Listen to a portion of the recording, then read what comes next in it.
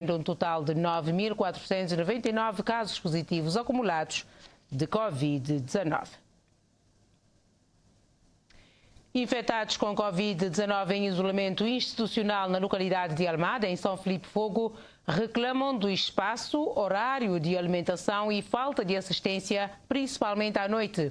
Depois de tentarem sem sucesso expor as suas preocupações às autoridades de saúde, procuraram a comunicação social para denunciar a situação.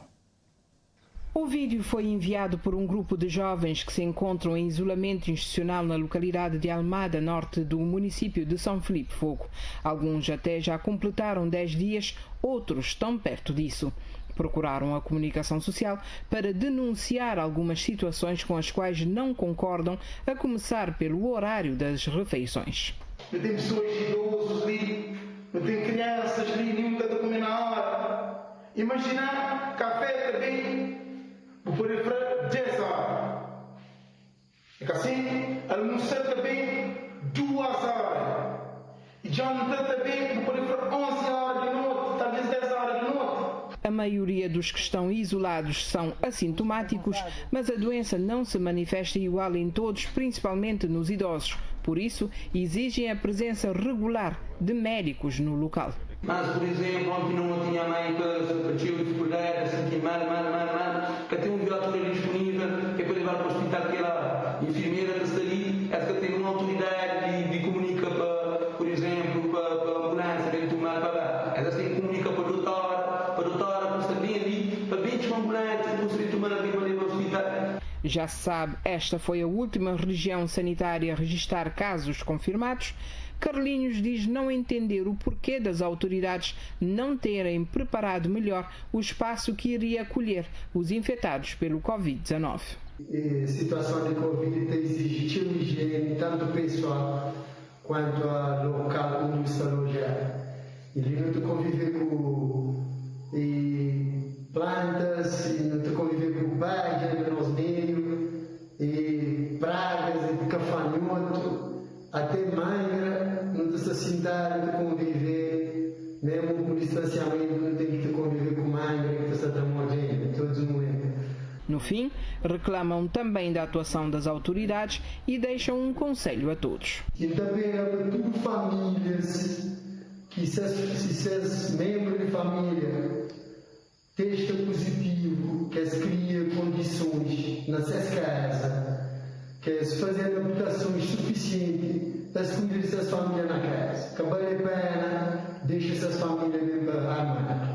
Em conversa com a nossa reportagem, os jovens que deram a cara disseram que tentaram falar com a delegada para expor as suas preocupações, mas que não foram atendidos. A RTC também tentou contactar a Delegacia de Saúde, mas apesar dos nossos esforços, tal não foi possível.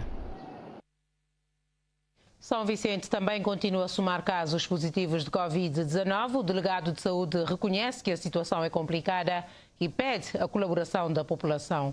Hoje a ilha registrou mais 12 infecções, totalizando 61 casos ativos de SARS-CoV-2. A ilha de São Vicente viveu um clima tranquilo durante algum tempo, mas nos últimos dias vem somando casos diários de Covid. Esta segunda-feira foi uma das ilhas com maior incidência de casos, situação que o delegado de saúde considera preocupante. Hoje no Cabate tem mais 12 casos positivos, onde é que fazer hoje um acumulado de 61 casos ativos na São Vicente, preocupante, porque 61 casos ativos, que 61 casos ativos que não tem na São Vicente, tudo já estava na quarentena, vamos dizer, mais de 90% já estava na quarentena domiciliar ou na centro de estágio. Nós temos 300 pessoas, precisamente 300 pessoas no domicílio, nós temos 26 pessoas ali na centro de estágio, nós temos 4 doentes internados no hospital que precisam de grandes cuidados de especialidade, tudo isto na bom estado. Embora o laboratório tenha neste momento apenas 20 amostras pendentes, Elísio Silva diz-se preocupado com a evolução da pandemia, devido à circulação de pessoas com testes pendentes e aglomerações um pouco por toda a ilha. Mesmo ali na centro de estágio, nós temos que marcar horário para bem cada centro de saúde, para bem fazer esses testes de PCR, nós temos que estar bem 18 horas por manhã, este aglomerar ali, enquanto quis saber que pessoas de contacto só podem começar a dormir a partir de 10 horas. E qualquer pessoa que tiver de esperar o teste PCR, Eles devem ter calma. Eles sabem que se eles têm esse trabalho, depois agora vai ser justificado. Aquele tempo que estiver de quarentena, então não está de calma, porque se não ficar enfrentado, se não ficar a andar, se não sair na rua, não ter de contaminar outras pessoas, se não PCR bem positivo. Então não ficar na casa. Pessoas que têm que estar de viajar, bem, por exemplo, da praia de Santo Antão, ou Bab São Centro, destes lugares, se fizer um teste PCR. Eles têm que esperar a resposta destes testes depois para viajar. O delegado de saúde mostra-se também preocupado com a falta de condições sanitárias em alguns locais de trabalho, nomeadamente oficinas, e que poderão constituir focos de transmissão. A maioria das oficinas não tem condições sanitárias de trabalho. Se eles querem criar condições sanitárias, vai ter tomado medidas sobre eles. E nenhuma das oficinas também que tem plano de contingência. Eles que têm um plano de contingência, eles que têm condições sanitárias, então, e é fonte de contágio porque tem muitas pessoas lá. Elísio Silva considera que a estratégia de comunicação da Delegacia de Saúde tem sido acertada e acredita que a pandemia é controlável, mas tudo irá depender do comportamento das pessoas. Na Boa Vista, à semelhança dos outros pontos do país, a Polícia Nacional está a realizar uma campanha de sensibilização sobre a lei do uso obrigatório de máscaras. O comandante Ivandro Sousa adiantou à TCV que nota-se ainda alguma resistência nas pessoas, pelo que antes de passar à fase repressiva, as autoridades querem apostar na sensibilização, mostrando aos cidadãos a importância do cumprimento da lei.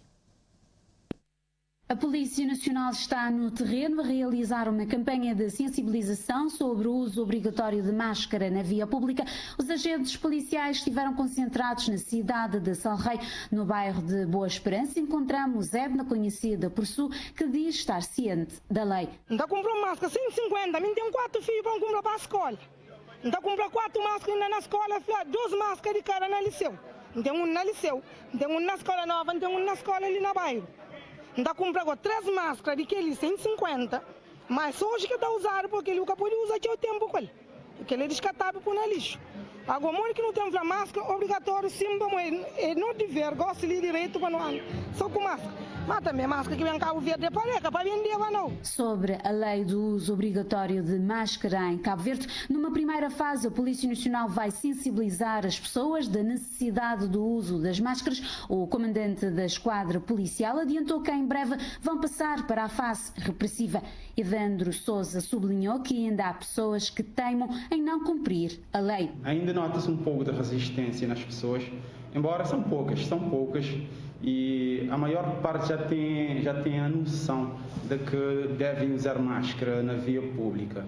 Alguns simplesmente ignoram ou, ao verem a polícia, tiram do bolso, mas estamos no terreno.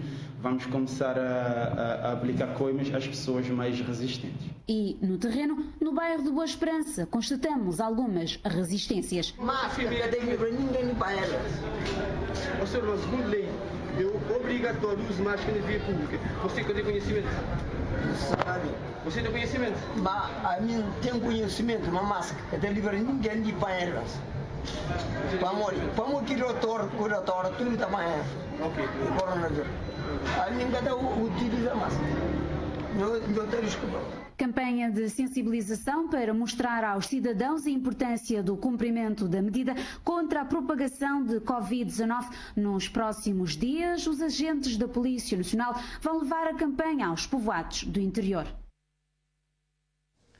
Perguntas ao Governo e aprovação de algumas iniciativas legislativas fazem a agenda da primeira sessão parlamentar de novembro, que arranca esta quarta-feira. Apesar de não constar da agenda, a situação da Cabo Verde Airlines promete aquecer as águas de uma sessão aparentemente tranquila, fruto de posições consensuais entre os sujeitos parlamentares. A situação da Cabo Verde Airlines não consta da agenda da primeira sessão parlamentar de novembro, mas o recente aval do Estado de 100 mil contos à Companhia Aérea Nacional poderá agitar as águas. O PAICV promete levar o assunto a debate, até porque, para o maior partido da oposição, enquanto não houver uma solução definitiva para Cabo Verde Airlines, o partido Tambarina levará o dossiê à discussão na plenária da Assembleia Nacional. O Governo continua a drenar recursos para esta companhia, sem que tenhamos uma ideia concreta das respostas que o Governo esteja a estruturar para a solução futura da companhia aérea. Repare que neste momento estamos a investir esses recursos que terão impacto no orçamento do Estado, terão impacto na vida dos cabo-verdianos. Entretanto, nós nem sequer temos um único avião no país. O governo tem anunciado a reabertura de voos, mas não tem, digamos, esclarecido aos cabo-verdianos como irá ser esta reabertura de voos no momento em que não temos um único avião no país que poderia assegurar esses voos. Por outro lado, 3 iniciativas legislativas com destaque para a alteração do Estatuto da Entidade Reguladora da Comunicação Social, ARC, vão merecer igualmente a atenção dos deputados em abordagens que se prevêem consensuais. A terceira iniciativa tem que ver com o Estatuto da Autoridade Reguladora. É uma iniciativa que exige 2 terços, vai ser discutida na especialidade em sede da plenária da Assembleia, já tinha sido aprovada na generalidade, também com o voto de todos os deputados, e com propostas também que poderiam ser tidas em conta em sede da especialidade.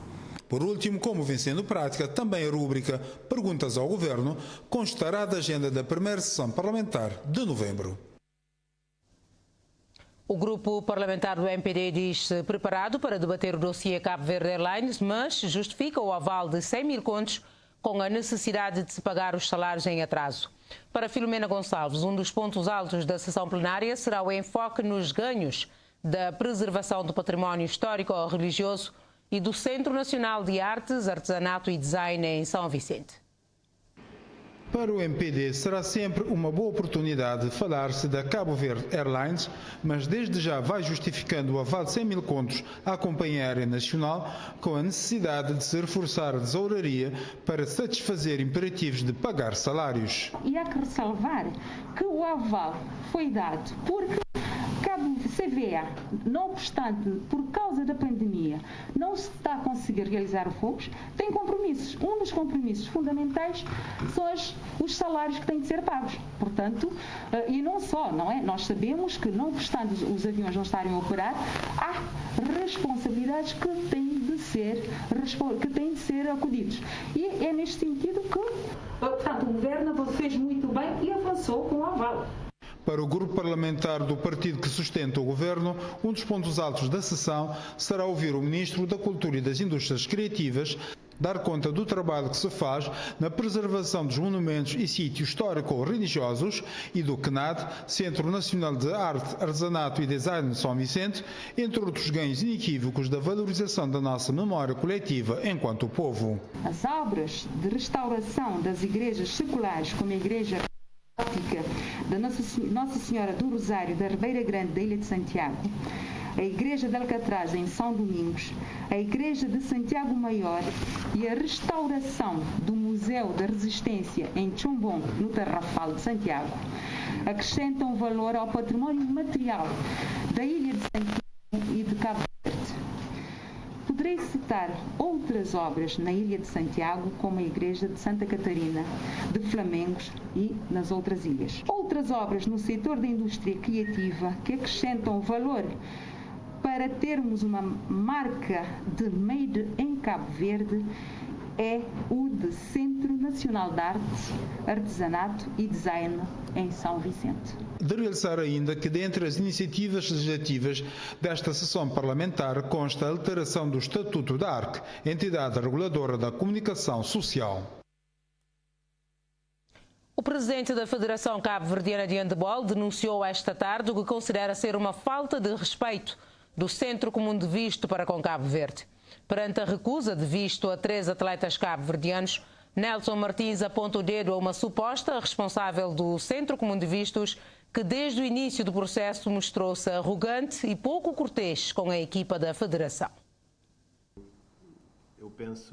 Esta é a terceira vez que a Federação Cabo-Verdiana de Handebol tem o seu processo barrado pelo Centro Comum de Visto na cidade da Praia.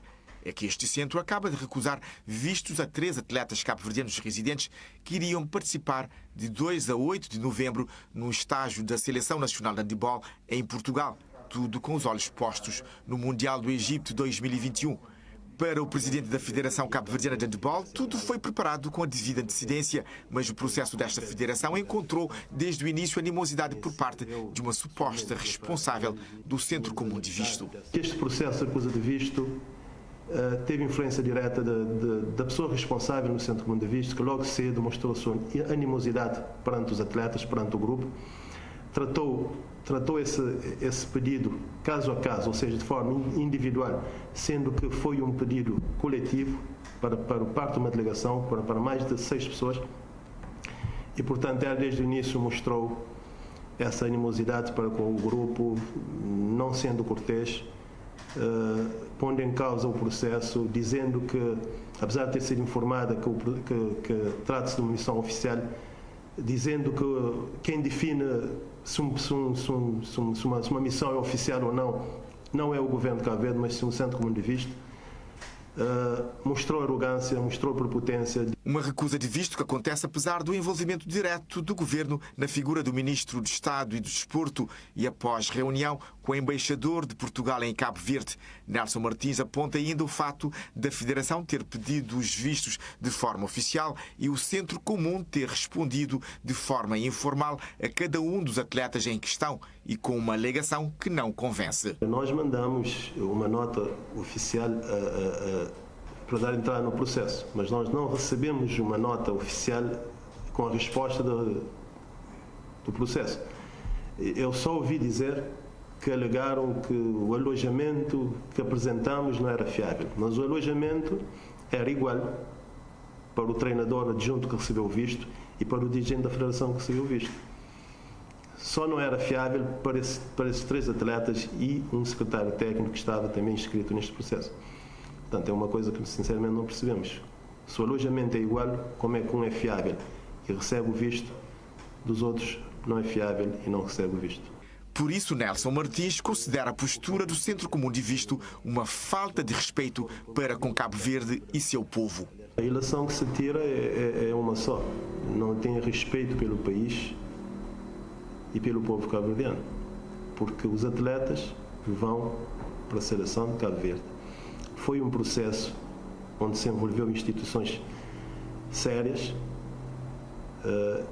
temos governantes que estiveram no processo, mesmo após a recusa de visto, sei que houve um esforço enorme por parte da IDJ, eu sou testemunha disso, e também sei que houve um esforço enorme do governo de Cabo Verde para resolver essa questão, mas não se resolveu, o que é ainda mais grave.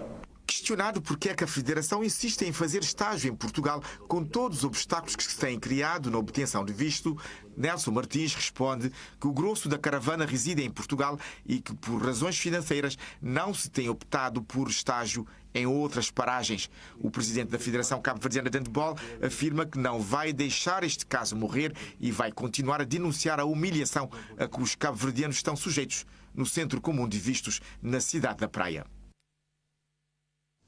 E na sequência da recusa de vistos aos atletas da Seleção Cabo-Verdiana de Handebol, a JPAI diz-se preocupada com a política externa de Cabo Verde e critica o governo de só lamentar e não apresentar nenhuma iniciativa para resolver esta situação.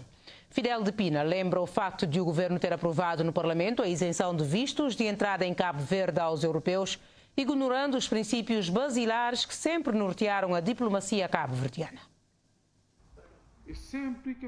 A JPAI não quis ficar em silêncio face à recusa de vistos aos atletas da Seleção Nacional de Handebol. O presidente da Juventude do PAICV diz-se preocupado com recusas de vistos recorrentes aos jovens cabo-verdianos, estudantes ou atletas. Fidel de Pina critica o governo pela falta de iniciativas para contornar este problema. Não deixa de ser estranho que, apesar das recusas de vistos serem recorrentes nos últimos anos, o governo de Cabo Verde só saiba lamentar e não tenha uma única iniciativa concreta para resolver esta situação que vem indignando os cabo-verdianos.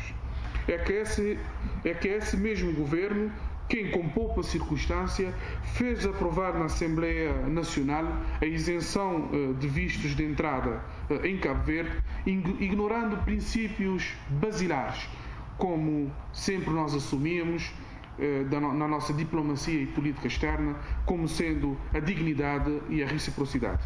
O presidente da JPI vai mais longe na crítica ao executivo. Não deixa de ser lamentável e uma autêntica vergonha nacional que um jovem cabo-verdiano tenha de passar por situações humilhantes e de afronta por obtenção de um visto, sem qualquer tipo de apoio ou proteção do seu governo, que supostamente deveria empenhar para lhe garantir mais oportunidades, enquanto nós facilitamos a entrada de todos no nosso país. A recusa de vistos aos atletas da Seleção Nacional de Handebol é, na perspectiva da JPI, uma absoluta humilhação ao país, por isso o apelo ao governo. Assistimos a mais um episódio de absoluta humilhação com a recusa dos vistos aos nossos atletas da Seleção Nacional de Handebol. A verdade é que esta recusa de visto foi ao país, relembrando que quem conduziu todo este processo dos nossos atletas foi precisamente o governo de Cabo Verde. Isto é francamente grave. A juventude do PCV entende que, se não se poderá exigir uma especial atenção às representações diplomáticas no país sobre estas questões, caberá ao governo de Cabo Verde envidar esforços no sentido de poderem ser criadas condições que garantam aos jovens e aos cidadãos cabo-verdianos em geral melhores condições e o maior suporte no tratamento e na instrução de pedidos de visto. Fidel de Pina pede ao governo que ponha fim a esta política externa que envergonha o país.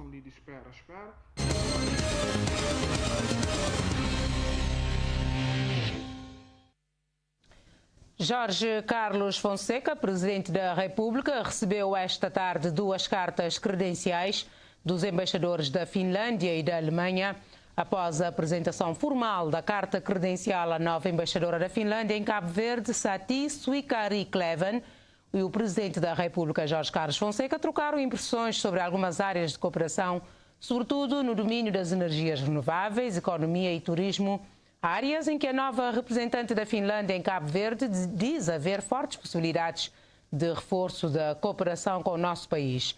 O Presidente da República também ouviu o novo embaixador da Alemanha, Martin Ney, e os dois abordaram assuntos relacionados com a cooperação.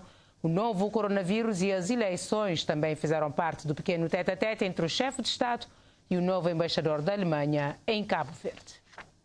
We talked, of course, about the corona crisis and the ramifications for this. Falamos obviamente de coronavírus e dos seus efeitos na economia e também falamos da importância de haver vacinas. Temos algumas empresas a empreenderem esforços para trazer as vacinas ao mercado. Abordamos também eleições nos Estados Unidos e uma nova via para a construção da cooperação transatlântica, um espaço de respeito das normas da comunidade internacional e restabelecimento de instituições e combate às mudanças climáticas. And we talked about the good and long-standing relationships. We were talking about possible areas of newer areas. Falamos da possibilidade de novas áreas da cooperação e, com certeza, que partilhamos objetivos comuns nos fóruns multilaterais, como defendidos pelas Nações Unidas. As mudanças climáticas são um desses objetivos, bem como a proteção dos oceanos e das energias renováveis, a economia azul e, obviamente, o turismo. A primeira coisa que precisamos fazer é identificar as áreas de desenvolvimento e devemos focar em indústrias amigas do ambiente e na economia azul. Areas for good partnership between the companies from both countries. De manhã foi a vez do novo embaixador da Itália em Cabo Verde apresentar as cartas credenciais e sublinhou que os italianos esperam que a retoma dos voos diretos para as ilhas do Sal e da Boa Vista possa acontecer brevemente. Humberto Di Vito afirmou igualmente que o Procurador-Geral da República da Itália ainda aguarda informações sobre a morte do cooperante italiano ocorrida no ano passado, na Ilha do Fogo. O novo embaixador da Itália em Cabo Verde, Humberto De Vito, residirá na capital senegalesa, Dakar, e promete tudo fazer para ajudar a estreitar as relações entre os dois países, sobretudo no que concerne ao turismo, e espera que os voos diretos Cabo Verde e Itália possam ser retomados em breve.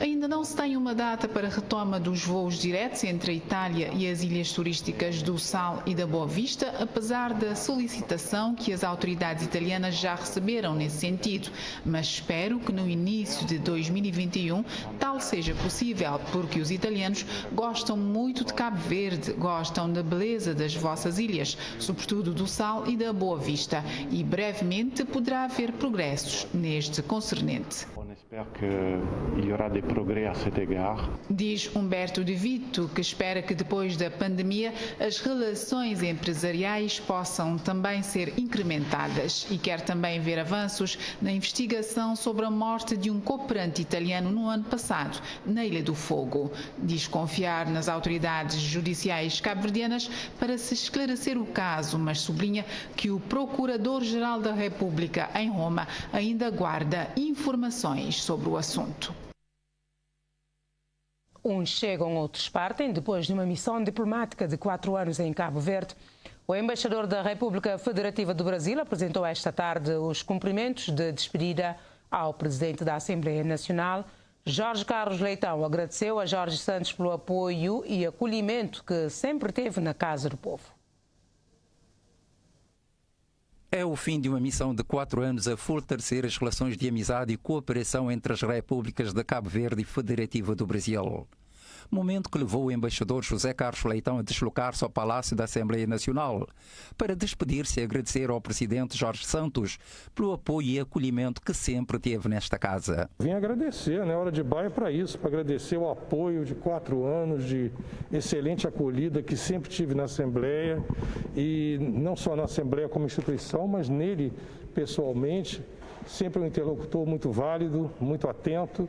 Vim agradecer tudo isso nessa tarde. Uma tarde memorável que permitiu ao embaixador Leitão fazer a apreciação do povo cabo-verdiano e o balanço, ainda que de forma breve, de sua missão nestas ilhas. O que dependeu de mim fazer bilateralmente, eu fiz, levando em consideração a imensa identidade cultural entre os dois países, Brasil e Cabo Verde. E como legado dessa experiência são muitas vivências importantes, mas o que eu posso dizer para vocês é que a Morabeza existe. Eu fui muito bem recebido aqui e continuei sendo bem tratado ao longo de 4 anos. Eu destacaria a importância da resiliência no caráter do cabo-verdiano como algo que me impressionou muito. Do ponto de vista social, me impressionou também a indiscutível mobilidade social do país. As pessoas lutam, estudam e se fazem e progridem na vida. Isso é uma lição para muitos países. E eu acho que tem uma coisa fundamental nisso tudo, e aí eu levo comigo como um grande exemplo. Eu acho que o cabo-verdiano vê o obstáculo como algo a ser vencido, nunca para se lamentar que ele exista. Se tem dificuldade, a gente supera a dificuldade. Se tem um obstáculo, a gente passa por cima dele e consegue, e vai adiante. Eu acho que isso é uma lição muito forte, do ponto de vista humano, inclusive. Hein? José Carlos de Araújo Leitão vai continuar a sua carreira diplomática em outras paragens do mundo a partir de finais de dezembro. Os trabalhos técnicos do projeto de saneamento e águas residuais para Santo Antão, financiado pelo BADEA e Governo de Cabo Verde, foram retomados esta terça-feira. Uma missão conjunta da Empresa Nacional de Água e Saneamento e uma equipa de engenheiros da empresa mauritaniana responsável para a concessão do projeto vão ter encontros de trabalho com as 3 câmaras da ilha. De acordo com o presidente da ANAS, Miguel Ângelo da Moura, a entidade responsável pela implementação do projeto, o encontro, que terá duração de 4 dias, visa a retoma da primeira fase dos trabalhos do projeto de saneamento e águas residuais tratadas para Santo Antão, interrompidas devido ao Covid-19. A equipa está aqui exatamente para trabalhar já no desenho, ou seja, na concessão do projeto de engenharia. A equipa é uma empresa mauritaniana que ganhou o projeto, então nessa fase é concessão do projeto. Nós acumulamos alguns atrasos que estamos agora, por causa da Covid, que estamos neste momento a tentar agora recuperar o prazo, e no final da nossa visita vamos fazer a replanificação das etapas para conseguir queimar as etapas e ganhar o tempo que foi perdido durante a Covid. O projeto, cujo financiamento está garantido, irá permitir a instalação de 8.000 contadores em toda a ilha, 25 km de rede, além de fossas céticas, e uma estação de tratamento de águas residuais no município do Porto Novo, com o maior volume de investimentos. São 12 milhões de dólares que o Estado de Cabo Verde está a investir aqui na Ilha de Santo Antão. Convém dizer mais uma vez, na primeira etapa, essa é só a primeira fase, não há problemas de financiamento. Apesar da Covid, o financiamento está garantido para a conclusão do projeto. O presidente da Câmara Municipal, em exercício, Aníbal Fonseca, acredita que no primeiro semestre de 2021 todas as condições estarão criadas para a materialização do projeto. Nós queremos que isso seja materializado o mais rapidamente possível, senão, vejamos, na fase, portanto, em mais ou menos em janeiro, fevereiro deste ano, tínhamos a perspectiva de que o estudo estaria concluído em meados do ano, portanto, entre agosto e setembro, não é? Mas a equipa técnica não esteve parada esse período, estiveram a trabalhar. Para nós temos, de facto, a expectativa que se concluam, de facto, todas as questões relevantes do projeto e que se comece a materialização no primeiro semestre do ano de 2021. Amanhã a missão estará nos municípios do Paúl e Ribeira Grande para encontros de trabalho com as câmaras municipais. O Fundo das Nações Unidas para a Alimentação e Agricultura, FAO, organiza workshop de treinamento sobre abordagem Caixa Resiliência e meteorologia VEC, uma meteorologia de poupança mútua.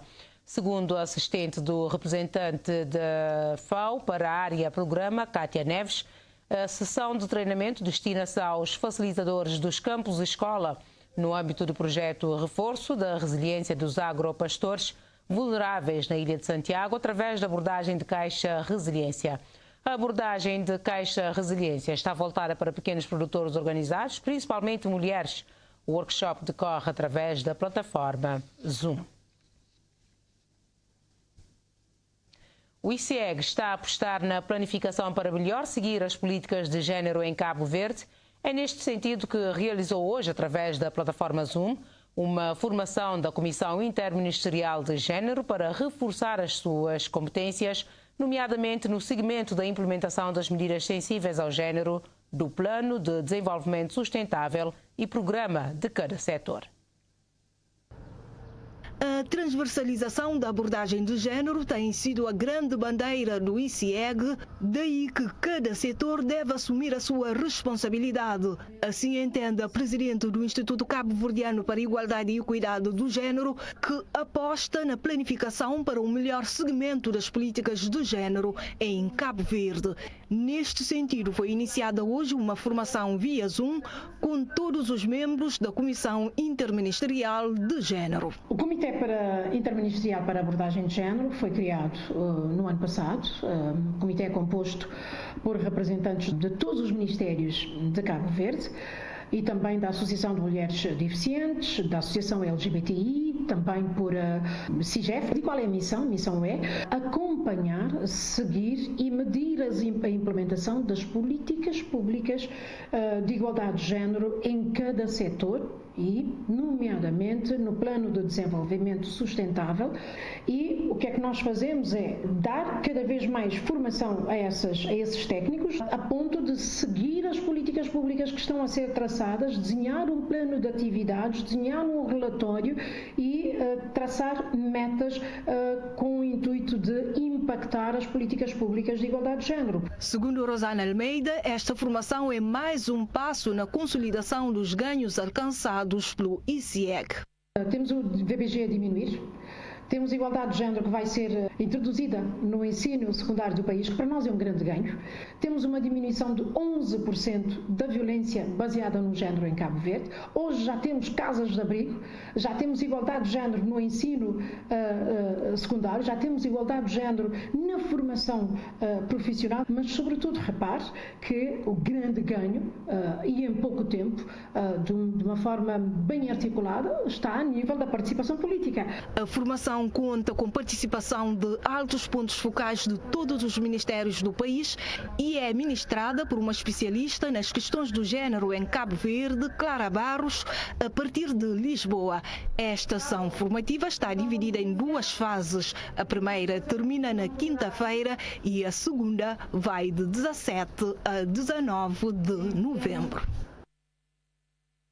Moradores do complexo Casa para Todos em Santa Cruz denunciam ondas de assaltos que têm acontecido com frequência no Bloco Z, Dizem que a falta de iluminação pública tem favorecido os gatunos nesta prática e que a situação está a ficar insuportável, pelo que exortam as autoridades a tomarem as medidas que se impõem.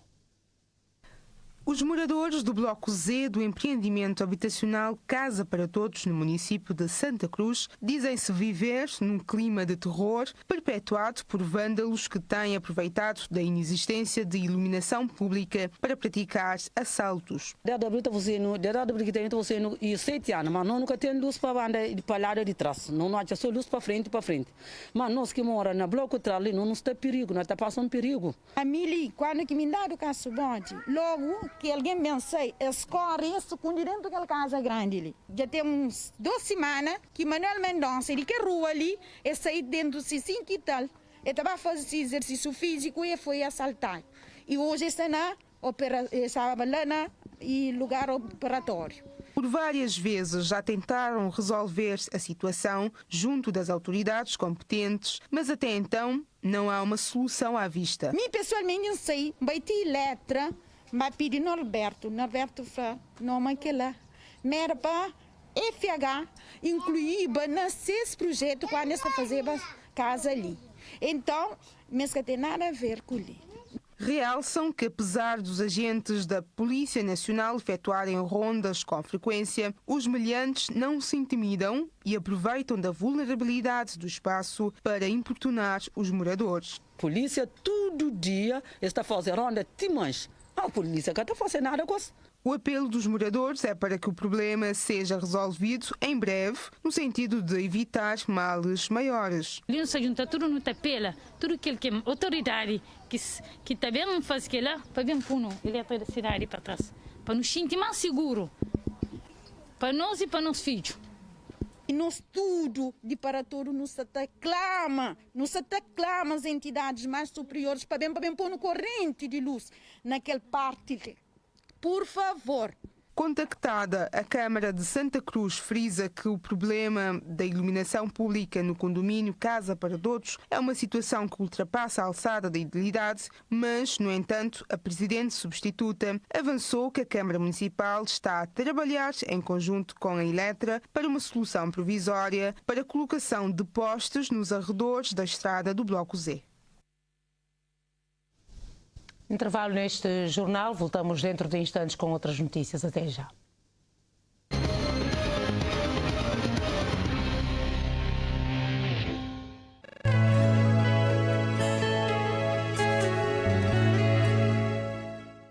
A família Benefit cresceu.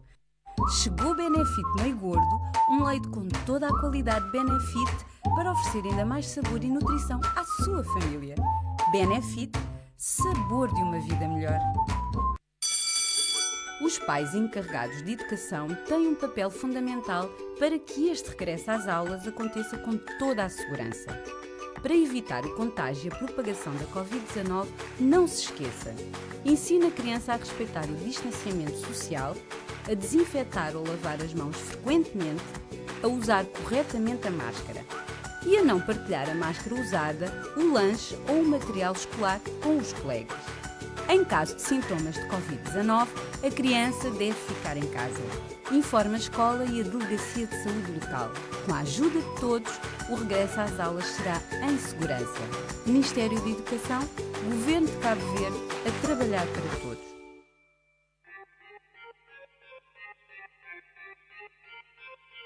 A terceira edição do Cabo Verde Ocean Week lança o concurso de fotografia Recursos do Nosso Mar, um oceano azul no Atlântico.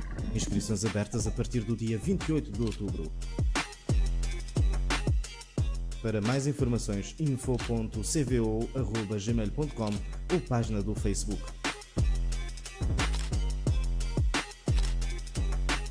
Cabo Verde Ocean Week 2020. Somos 99% mar. Cuide do que é nosso. Olá pessoal, meu nome é Valdo Pereira e no vídeo de hoje nos fala sobre melhoria que nos trazem nas recargas feitas via app CD9. Nos acompanhar. Para trazer mais segurança, a partir de agora, sempre que for recarga via app CD9, você recebe um SMS no telemóvel ou um e-mail com um código que te permitiu concluir aquela operação. Mas eu só pergunta, mostra como funciona. Não sabemos os passo a passo. Dentro da app CV móvel, você vai na recarga, você escolhe o número que você quer fazer recarga na ele, ou você insere aquele número, de seguir você escolhe o valor e você clica na recarregar. Depois, você insere o número do cartão 24, validade de cartão e CVV2, você clica na confirmar. Você recebe aquele código via SMS ou via e-mail, você insere e depois é só concluir a operação. Se eu estou de hoje, fazer recarga via TPNCV móvel continua a ser simples, só que gosto com muito mais segurança. Nós aproveitamos também os dirigem os bancos, nós atualizamos os e-mails e o número de telefone que estiver associado àquele cartão 24. Nós continuamos a fazer recarga via TPNCV móvel sem sair de casa, com toda segurança. Até o próximo vídeo.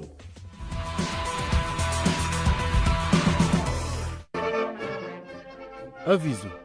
O Comando do Pessoal das Forças Armadas informa aos jovens recrutas de que já se encontra fixada em todas as câmaras municipais, Comando do Pessoal localizado na Várzea, bem como nos comandos regionais, a lista definitiva dos recrutas convocados para a terceira Incorporação Militar 2020, cuja preparação militar geral terá início no dia 30 de novembro do corrente ano, no Centro de Instrução Militar do Morro Branco, em São Vicente, e no comando da terceira Região Militar, quartel em Achada Limpa, Praia. Mas se informa que o calendário de recolha e embarque dos mesmos será comunicado oportunamente. Para qualquer esclarecimento, contactar o Serviço de Pessoal Conscrito e Mobilização do Comando Pessoal através do telefone 333 8348, Comandos Regionais das Forças Armadas ou os serviços das câmaras municipais dos diferentes concelhos. A vida é feita de momentos, mudanças e viagens. Para viver mais é preciso querer mais da vida. Querer crescer, mudar, investir, evoluir. Mas também é preciso ter mais segurança no futuro. E a confiança que só uma seguradora líder e cada vez mais próxima de si pode garantir. Por si, a garantia é muito mais. É a garantia de que juntos podemos viver mais momentos, mudanças, viagens e mais, muitos mais dias inesquecíveis. Garantia. Juntos para que a vida não pare. O meu dia a dia é super corrido. Sou dona de casa, mãe, influencer, apresentadora, mas mesmo assim não abro mão de uma boa alimentação e de praticar atividades físicas. E para acompanhar o meu estilo de vida, nada melhor que Trinity, um iced tea com aroma de frutas adoçado com stevia, um adoçante natural que substitui o açúcar refinado. 1 grama de stevia corresponde a 300 gramas de açúcar, garantindo menos calorias, mais leveza e sabor. Leve a vida leve com Trinity. Mais sabor, menos calorias.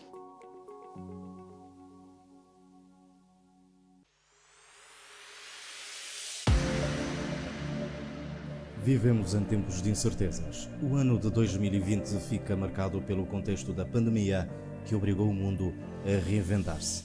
Na sua terceira edição, Cabo Verde Ocean Week, um dos eventos de excelência em Cabo Verde, adapta-se a um novo contexto, apresentando uma semana de conferências online através das plataformas digitais. Cabo Verde Ocean Week 2020 caminha para a sua consolidação enquanto um evento de relevância virada para a preservação do oceano, contribuindo para uma mudança de perspectiva e abraçando a economia azul como solução para a sustentabilidade do ecossistema marinho.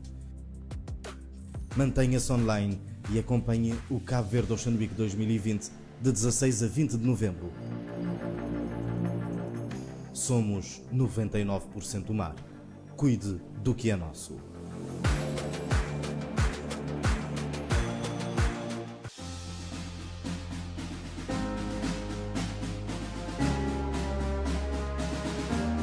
Ano após ano, reforçamos o nosso compromisso com Cabo Verde de garantir a ordem, a segurança e a tranquilidade públicas. Com quase 2.000 homens e mulheres bem formados e tecnologias avançadas, estamos cada vez mais fortes para cumprir a nossa nobre missão e vencer os desafios do dia a dia. Polícia Nacional, 150 anos a servir e proteger.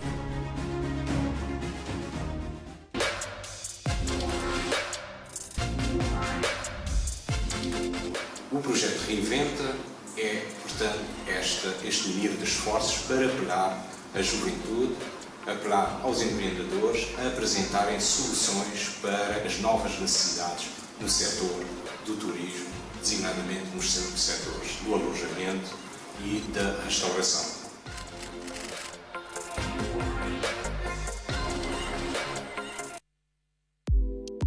Hotel Solutions, líder em fornecimento de soluções para hotelaria em Cabo Verde. Tem ou gera uma unidade hoteleira? Aproveita a maior promoção de sempre. Desconta até 30% em mais de 100 produtos e prepara da melhor forma a retoma turística em Cabo Verde. Para a vossa proteção contra a Covid, temos as melhores soluções de equipamento de proteção individual certificada no país. Álcool gel, viseira e a melhor máscara reutilizável nível 1 de 100 lavagem, suavidade em respiração, com elástico sintético e com 92,9% de proteção. Seja responsável. Cuidamos de si, cuide dos seus e do nosso ambiente.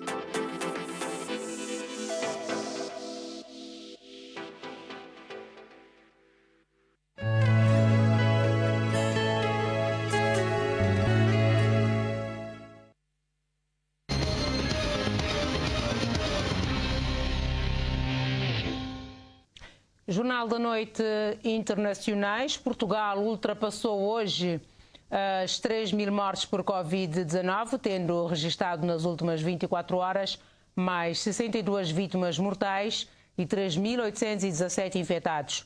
Com 368 casos novos por 100.000 habitantes, Portugal é o 15º país com mais casos por habitante no mundo. No primeiro dia do recolher obrigatório no quadro do estado de emergência, Portugal registrou 3.817 casos e 62 vítimas mortais. O recolher obrigatório abrange os 121 concelhos onde as autoridades consideram haver um grande risco de transmissão da doença. O chefe do governo português, António Costa, reconhece uma situação mais grave do que na primeira vaga, mas garante que a pandemia ainda está numa fase possível de controlar. Ninguém previu que esta segunda vaga surgisse tão cedo. Toda a gente antecipava da passagem do outono para o inverno, ninguém pensava que chegasse tão cedo. Isso é claro. Se me pergunta se eu estou surpreendido com este crescimento tão significativo na comunidade do número de transmissões, eu estou muito surpreendido. Ninguém o avisou para isso. Eu estou muito surpreendido. Não é ninguém ter avisado, é sentir que as pessoas no seu conjunto não reagiram tão prontamente quanto reagiram no passado. Desde 2 de novembro que o número diário de mortes em Portugal é sempre superior às 4 dezenas, com tendência para crescer. Nos últimos 9 dias morreram 477 pessoas por causa da Covid-19 e Portugal passou a contar com 3.021 mortos desde o início da pandemia. À escala mundial, a propagação do SARS-CoV-2 preocupa cada vez mais. A França registrou 472 mortes nas últimas 24 horas e levando assim o número de vítimas mortais no país para 41.459, segundo as autoridades francesas. O Reino Unido registrou 532 mortes nas últimas 24 horas e 20.412 novas infecções. A Itália registrou 35.098 novos contágios pelo novo coronavírus e levando para 995.463 o número total de pessoas infectadas no país desde o início da crise pandémica. Em Angola estão notificados um total de 12.816 casos de Covid-19, dos quais 308 óbitos. Moçambique registrou mais 69 casos de Covid-19, 100 novas mortes, totalizando 13.892 infecções e 99 óbitos. De acordo com o Ministério da Saúde, a maioria dos casos anunciados foram registrados nas cidades de Maputo e de Cabo Delgado. A nível mundial, registram-se um total de pouco mais de 51 milhões de casos, 33 milhões e 500 mil recuperados e à volta de 1.200.000 mortes. E a Comissão Europeia assina esta quarta-feira um contrato para obter 300 milhões de doses da vacina contra a Covid-19, que está a ser desenvolvida pela parceria Pfizer-BioNTech. A presidente da Comissão Europeia, Ursula von der Leyen, confirmou que vai assinar o contrato com estas duas empresas farmacêuticas que demonstraram ontem uma taxa de 90% de eficácia dos testes. O Executivo Comunitário já assinou acordos com outras farmacêuticas, nomeadamente a AstraZeneca, a Sanofi e Johnson & Johnson, explicou a Comissária Europeia da Saúde, Stella Kyriakides, em entrevista à Euronews. A Comissão Europeia espera ter uma carteira com 6 vacinas de diferentes empresas candidatas. Conta que será possível ter as primeiras vacinas disponíveis no final de 2020 e início de 2021.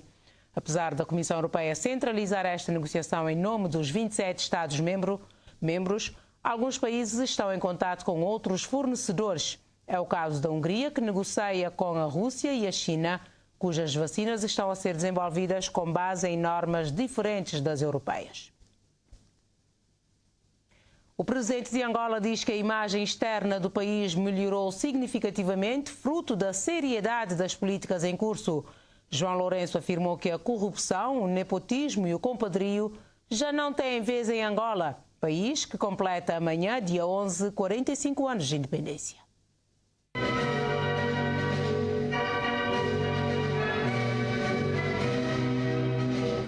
Angolavante, o hino nacional da República de Angola, fez-se ouvir alto e bom som numa cerimónia onde o Presidente da República destacou a criação de um ambiente de negócios mais amigo do investimento privado nacional e estrangeiro e o resgate da confiança das instituições financeiras internacionais. A imagem de Angola no exterior melhorou consideravelmente pela seriedade das políticas em curso. A recuperação desta imagem, até então negativa, foi para João Lourenço só possível com a coragem demonstrada pela nova administração do país no combate a vícios de um passado recente. A corrupção, o nepotismo e o compadrio têm cada vez menos oportunidade de continuar a reinar no país, na sequência de corajosas medidas que o Executivo e a Justiça vêm tomando contra aqueles que se locupetaram de ativos financeiros e patrimoniais públicos. Desde 2014 que Angola se vê mergulhada numa gritante crise económica, com o alto endividamento público, com reflexos para o desemprego e a renda dos angolanos. O presidente reconhece ser um período menos bom, mas enaltece os sacrifícios. Fomos obrigados a suspender o funcionamento do sistema de ensino, tão importante para o presente e o futuro do nosso país. Limitamos a atividade comercial, impusemos limites à livre circulação pelo território nacional. João Lourenço reafirmou o compromisso do Executivo para com o povo, a boa governação, transparência na gestão da coisa pública, o combate à corrupção, bem como a moralização da sociedade. Um grupo jihadista ligado ao Estado Islâmico decapitou mais de 50 pessoas no norte de Moçambique entre a passada sexta-feira e domingo. Desde o primeiro ataque em Mocimbo da Praia, em outubro de 2017, até agora, mais de 1.100 pessoas morreram. O governo moçambicano já pediu ajuda internacional para travar o terrorismo. Ao longo dos últimos dias, o terrorismo voltou a assombrar Moçambique. No dia 6 de novembro, o grupo terrorista atacou de surpresa a aldeia de Nanjaba, na província de Cabo Delgado. Disparou contra vários habitantes e incendiou várias casas. De acordo com a polícia local, mais de 50 pessoas foram levadas de várias aldeias para um campo de futebol, onde, pelas mãos dos riadistas do autoproclamado Estado Islâmico, foram decapitadas e desmembradas. Já não é a primeira vez que grupos afetos ao Estado Islâmico atacam de surpresa zonas de Moçambique e no sul de África, sendo que, para além de deixarem um rastro de destruição por onde passam, tentam recrutar jovens para aumentar a influência islâmica na zona. O mais recente ataque surge na sequência de uma série de atos terroristas que desde há 3 anos assolam a região e são já responsáveis por uma crise humanitária. Estima-se que no total haja no país cerca de 435 mil deslocados. A teia de corrupção da Odebrecht, que já tinha derrubado os últimos 4 chefes de Estado do Peru, fez cair mais um, Martín Vizcarra. O presidente peruano foi destituído pelo Congresso acusado de incapacidade moral após casos de corrupção. Foi o segundo processo contra Vizcarra em menos de 2 meses. O presidente do Peru, Martín Vizcarra, acatou esta segunda-feira a decisão do Congresso peruano de destituí-lo do cargo por incapacidade moral em processo de impeachment e deixou o Palácio Presidencial. Na votação em plenário, os parlamentares decidiram que Vizcarra é moralmente incapaz de exercer o cargo devido a acusações de que teria praticado corrupção quando era governador da região de Moquegua entre 2011 e 2014. A presidência passa a ser ocupada pelo presidente presidente do Congresso, Manuel Merino, do grupo político Ação Popular de oposição ao governo de Vizcarra. Ele deverá cumprir o mandato até julho de 2021 e em abril haverá a eleição de um novo presidente do Peru. Em setembro, Vizcarra escapou a um primeiro processo de impeachment, também por suspeitas de favorecimento de um amigo em contratos públicos. O Azerbaijão e a Arménia assinaram ontem um acordo sob a égide da Rússia que põe fim a 6 semanas de combates mortais em Nagorno-Karabakh. O presidente francês Emmanuel Macron elogiou o fim das hostilidades na região e afirmou acreditar que a prioridade é um fim duradouro dos combates e respeito pelo cessar-fogo. O conflito no enclave de Nagorno-Karabakh remonta ao final da década de 1980, quando o território povoado principalmente por arménios solicitou a sua incorporação na vizinha Arménia, deflagrando uma guerra que causou cerca de 30 mil mortes. No final do conflito, que durou até 1994, as forças arménias assumiram o controle de Nagorno-Karabakh e ocuparam vastos territórios do Azerbaijão, a que chamam faixa de segurança. Os confrontos entre separatistas arménios e o exército azeri recomeçaram em setembro. A França incentiva firmemente a Turquia a pôr fim às suas provocações sobre Nagorno-Karabakh e a nada fazer para comprometer o acordo entre as partes. A Turquia saudou hoje o acordo como uma grande vitória do Azerbaijão sobre a Arménia.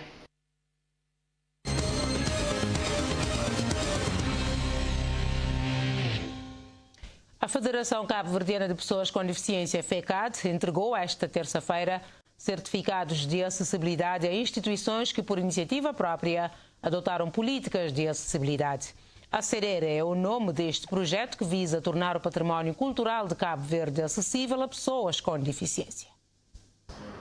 O objetivo deste projeto é tornar o património cultural de Cabo Verde acessível a pessoas com deficiência mediante a promoção do turismo acessível e inclusivo, aumentando as oportunidades de inserção no mercado de trabalho e, consequentemente, a inclusão social.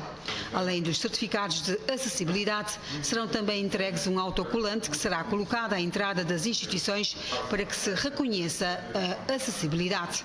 As pessoas com deficiência serão, de acordo com o coordenador do projeto, acompanhadas e orientadas por técnicos especializados.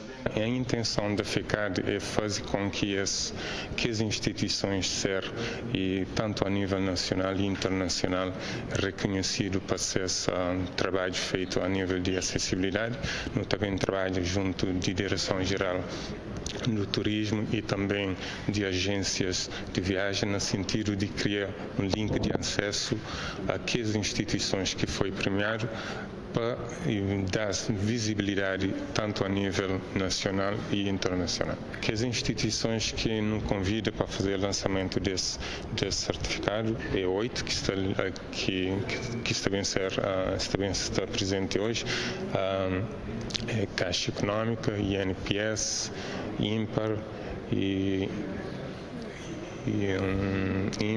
e Bicenter, entre outras instituições do país.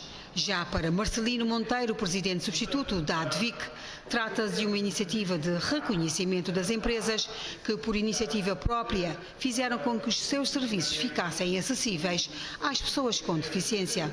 Porque as pessoas com deficiência são pessoas, de todo modo são pessoas, são cidadãos, são humanos e merecem a mesma dignidade. O que nos dá satisfação também é exatamente isso, ver que tanto essas instituições querem realmente dar essa dignidade tanto a essa camada, que realmente é uma camada que muito merece. A CEDER é o nome deste projeto implementado desde 2017, tem a duração de 3 anos e conta com o financiamento da União Europeia. Em Ilha do Sal, num momento de muitas dificuldades por causa da pandemia da Covid-19, a Associação Espanhola África Avança tem estado a distribuir refeições quentes a 200 famílias carenciadas. Numa primeira fase, serão distribuídas 5.000 refeições. Impossibilitada de prestar a sua tradicional ajuda no domínio das cirurgias médicas, a Associação Espanhola África Avança decidiu apoiar as famílias carenciadas do Sal com refeições quentes. Iñaki Gascon, que preside a Associação Espanhola, explica como surgiu o projeto. Contactamos con la Cámara Municipal de Sal para compartir el proyecto, la idea, y para solicitar también su apoyo con locales donde repartir esto y personal. Y finalmente buscamos los financiamiento y el grupo de Hoteles Río y también la Diputación de Vizcaya, una institución del País Vasco, pues van a financiar toda esta operativa. A primeira fase do projeto arrancou a 7 de outubro nos Pargos e prolongará em Santa Maria por mais uma semana. A boa nova é que já existe financiamento para uma segunda fase. Aquí mismo agradezco a la cadena de Hoteles Río su apoyo para esta campaña y también a la Diputación de Vizcaya, y vamos a hacer una campaña más, duplicar, digamos, todo esto. Entonces vamos a estar hasta todo el mes de noviembre y parte de diciembre también, digamos hasta Natal.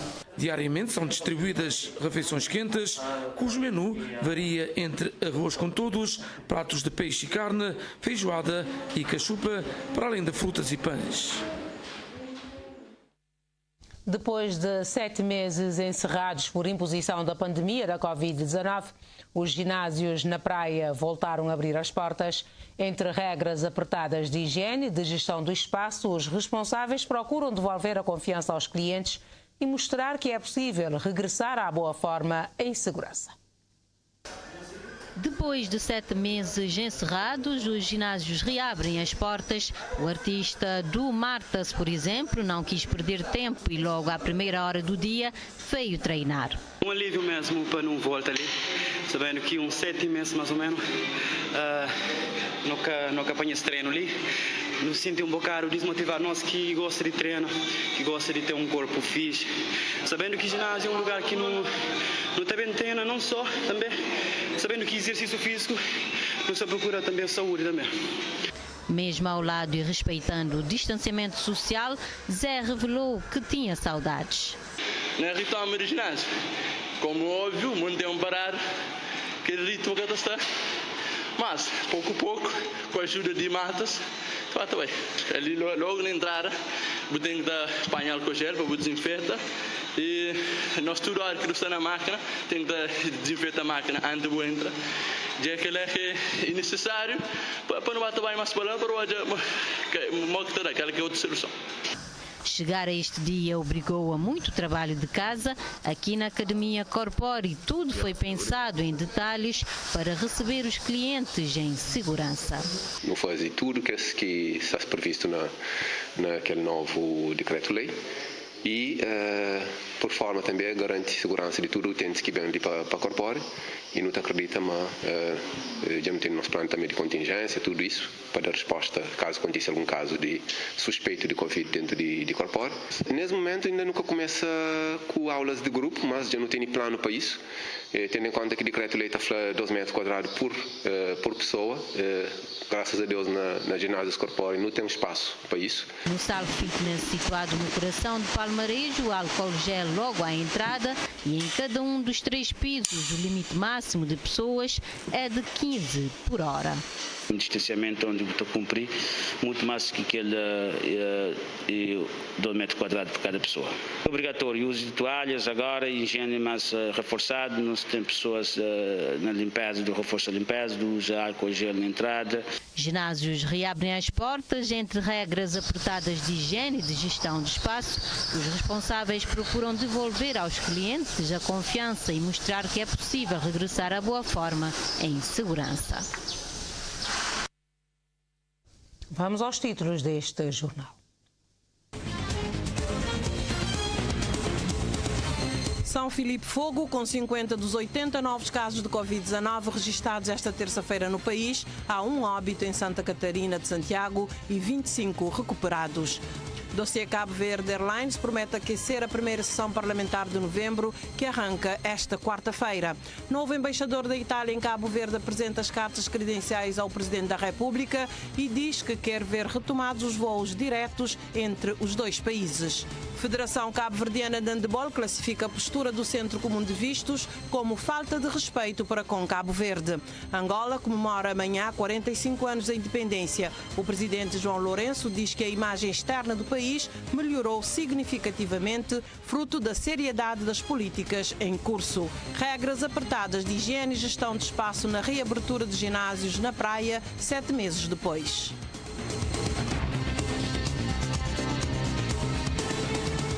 Está assim concluída esta edição informativa. Muito obrigada pela companhia. Boa noite e até amanhã.